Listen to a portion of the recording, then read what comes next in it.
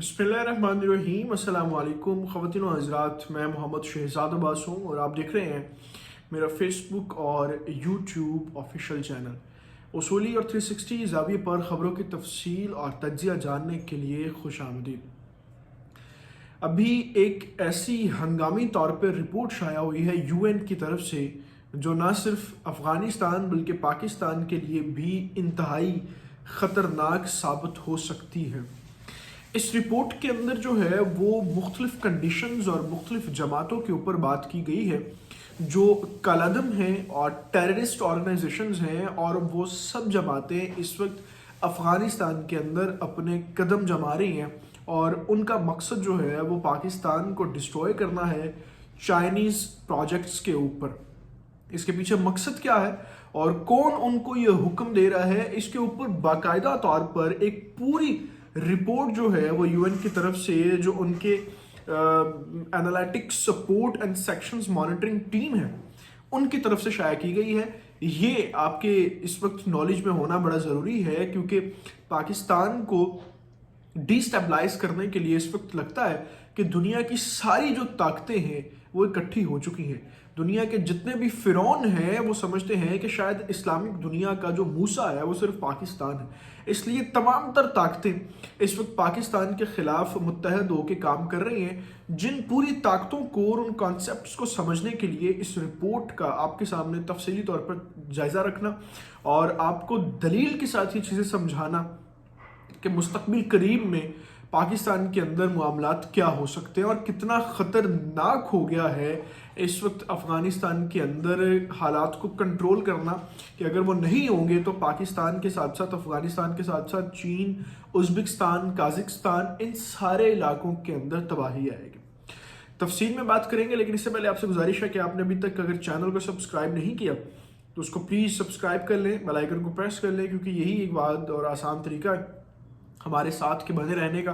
और इस चैनल के थ्रू हम आप तक बेहतरीन व्लॉग लेकर आते हैं ताकि आप हालात का जायज़ा इंटरनेशनली और नेशनली पॉलिटिक्स के अंदर ज़बरदस्त तरीके से ले सकें। यूएन सिक्योरिटी काउंसिल ने ये रिपोर्ट जो है वो एक शाया की है, जिस रिपोर्ट के अंदर 3 से 4 बड़ी अहम बातें वो करते हैं। एक बात तो वो ये करते हैं कि इस वक्त अफ़गानिस्तान के अंदर 3000 से लेके 5000 तक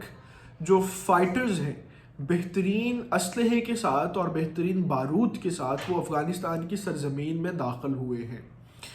अब वो जो फाइटर्स हैं, उन फाइटर्स में से जो उनका रिलेशन है, जो उनका ताल्लुक है, वो 2-3 मुख्तलिफ जमातों के साथ है। वो अलकायदा के साथ है, वो जो यूएन के ख़िलाफ़ लड़ने वाले जिहादी ग्रुप हैं उनका ताल्लुक उनके साथ है, टीटीपी के साथ है, आईएसआईएस के साथ है, दाइश के साथ है, और कुछ और 3-4 ऐसे छोटे ग्रुप्स हैं, टेरर ग्रुप्स हैं जो declare beyond the regions central Asia जो है वो टेरर ग्रुप डिक्लेयर हैं। वो ग्रुप उनसे ताल्लुक़ रखने वाले 3 से 5 हज़ार लोग जो हैं इस वक्त अफ़गानिस्तान की सरजमीन के अंदर दाखिल हुए हैं। फिर इसी रिपोर्ट में आगे वो ये कहते हैं कि इस पूरी एक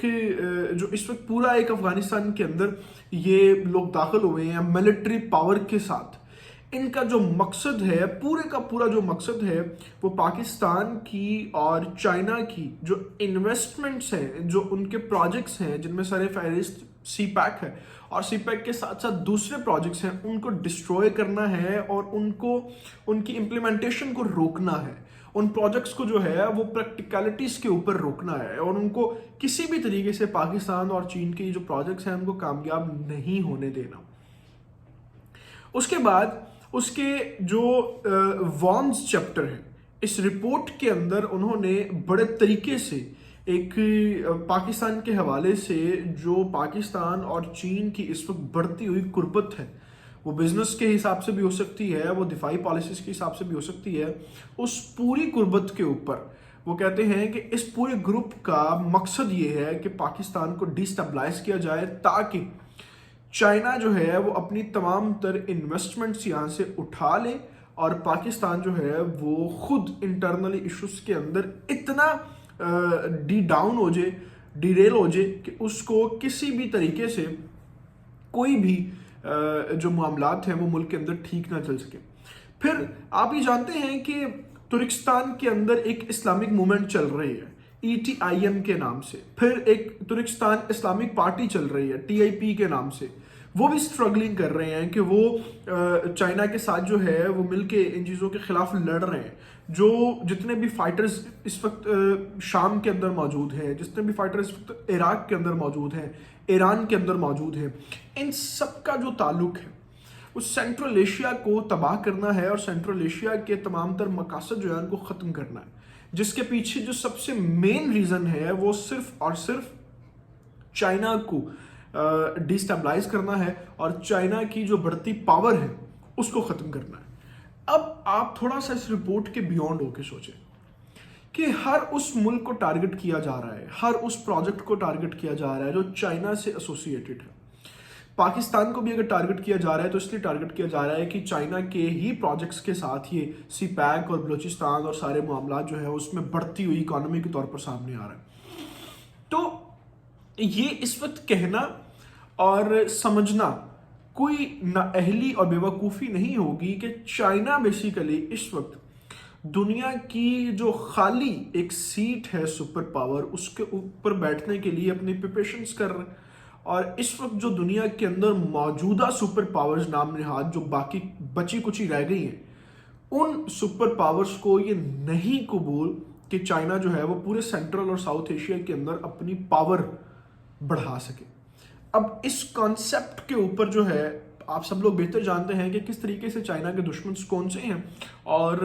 کن کے خلاف چائنا خود ایز اے سپر پاور کا اعلان کر رہا ہے. تو اب ان تمام چیزوں کے اوپر جب ہم UN کی رپورٹ دیکھتے ہیں اور اس پوری رپورٹ کا ایک تجزیہ نکالتے ہیں تو پاکستان کو اس وقت اپنی سیکیورٹی جو انٹرنل ایشوز ہیں اس حوالے سے تو ساری چیزیں جو ہیں وہ انہیں کنٹرول کرنا ہی ہے، لیکن ان تمام تر تفصیلات اور ان تمام تر رپورٹس کے اوپر سیکشنز کے اوپر جو UN اسٹم دے رہا ہے اس حوالے سے افغانستان کے اندر بھی سیکیورٹی کنٹرول کرنے کے حوالے سے چیزیں بڑی ضروری ہیں. کیونکہ جب تک افغان سرزمین استعمال ہوتی رہے گی